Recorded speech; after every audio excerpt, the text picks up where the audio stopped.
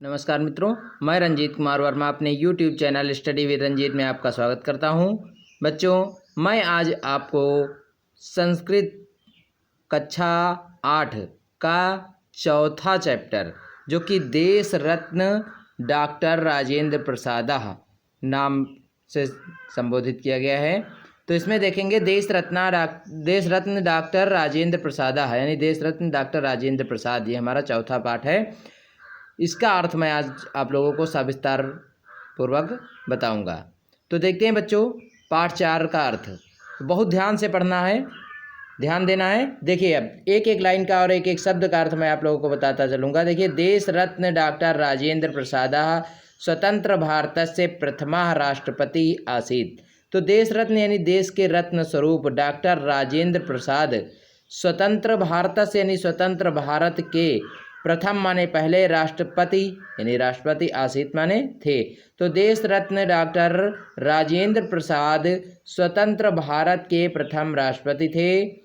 तस्य कार्यकाल प्राय 10 वर्षाण्या आसीत, यानी तस्य माने उनका, कार्यकाल माने होता है कार्यकाल यदि कार्य करने का समय, प्रायः 10 वर्षाण्या आसीत यानी 10 वर्षों का आसीत माने था। 10 यानी 10 वर्षाण्या यानी वर्षों का आसीत माने था, यानी उनका कार्यकाल प्रायः 10 वर्षों का था। तस्मिन् समये देशस्य उत्तमा प्रगतिरासीत्। तस्मिन् समय यानी तस्मिन् माने उस समय यानी समय, देशस्य यानी देश, उत्तम प्रगति, उत्तमा यानी उत्तम प्रगति यानी उत्तम प्रगति की ओर आसीत माने था। यह आप कह सकते हैं कि उस समय देश उत्तम प्रगति की ओर बढ़ रहा था या उत्तम प्रगति कर रहा था। फिर डॉक्टर राजेंद्र प्रसाद से जन्म 1884 ईस्वी दिसंबर मासस्य तृतीय दिनांके बिहारस्य सारण मंडले जिरादेई ग्रामे अभवत्। तो डॉक्टर राजेंद्र प्रसाद का जन्म यानी राजेंद्र प्रसाद से जन्म, डॉक्टर राजेंद्र प्रसाद का जन्म 1884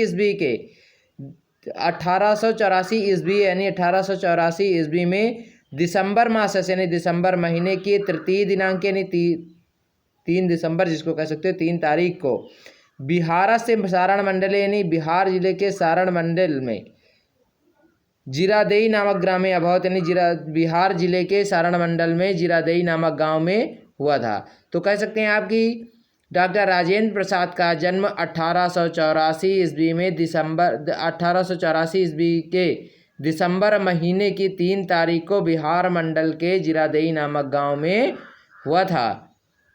फिर आगे देखते हैं बच्चों, समझ में आ रहा है या नहीं? मेरे हिसाब से समझ में आ रहा होगा। यदि नहीं आ रहा तो दोबारा आप पूछ सकते हैं कमेंट्स के ज़रिए।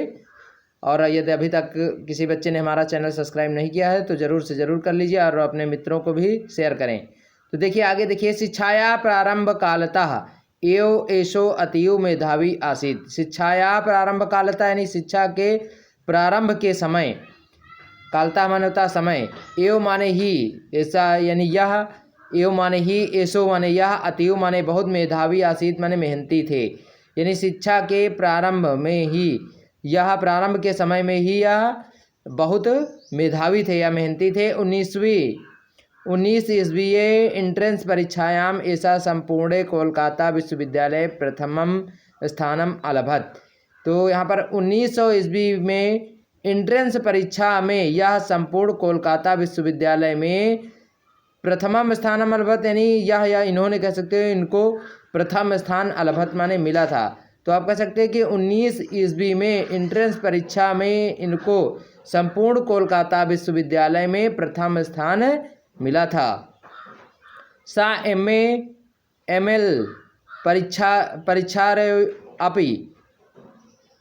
परीक्षयोरपि सर्वप्रथम स्थानम प्राप्तवान। सा माने उन्होंने MA और ML परीक्षा में भी, परीक्षयोरपि यानी परीक्षयों यानी परीक्षा में, अपि माने भी, सर्वप्रथम यानी सबसे पहला, स्थानम माने स्थान को, प्राप्तवान माने प्राप्त किया था। तो इन्होंने MA और ML परीक्षा में भी सबसे पहला स्थान प्राप्त किया था।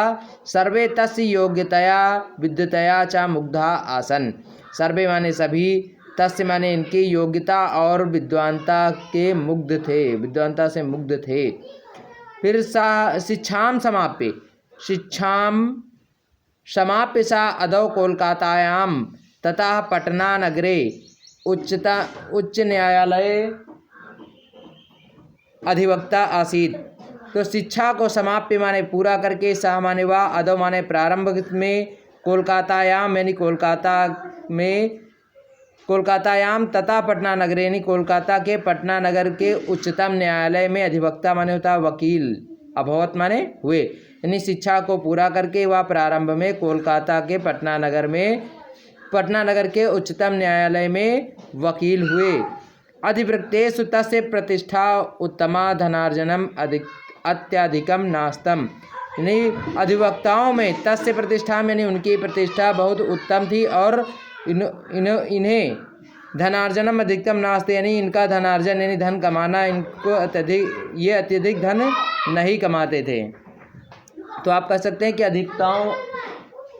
अधिवक्ताओं में इनकी प्रतिष्ठा बहुत उत्तम थी और ये अधिक धन नहीं प्राप्त करते थे या नहीं लेते थे। परंतु महापुरुषाणाम जन्म आत्मसुखाय न भवति, परंतु यानी लेकिन महापुरुषों का जन्म आत्मसुखाय न भवति यानी अपने सुख के लिए, आत्मसुखाय माने होता है अपने सुख के लिए, न भवत माने नहीं होता है, लेकिन महापुरुषों का जन्म अपने सुख के लिए नहीं होता है। महापुरुषास्तु सर्वेषां सुखाय हिताय च जीवन्ति, यानी महापुरुष तो सर्वेषां यानी सभी के सुख के लिए, च माने और, हिताय माने हित के लिए, जीवन्ति माने जीवित रहते हैं, यानी महापुरुष तो सभी के सुख के लिए और हित के लिए जीवित रहते हैं। फिर आगे 1917 ईस्वी बिहारस्य चंपारणे गांधी महोदय आंग्ल शासनम विरुद्ध आंदोलनम प्रारब्धवान। तो 1917 ईस्वी में बिहार जिले के चंपारण जिले में गांधी महोदय ने अंग्रेजी शासन के विरुद्ध आंदोलन प्रारंभ किया। तो बच्चों यहीं पर टिक कर लेते हैं। इस वीडियो में इतना ही, इसके आगे आप इतना पढ़कर अर्थ याद कर लीजिए, उसके बाद अगले पार्ट 2 वीडियो में हम इसके आगे पाठ का अर्थ बताएंगे। तब तक के लिए बच्चे इसे 1 या 2 बार पढ़कर रिवीजन करते रहेंगे और याद करते रहेंगे। धन्यवाद।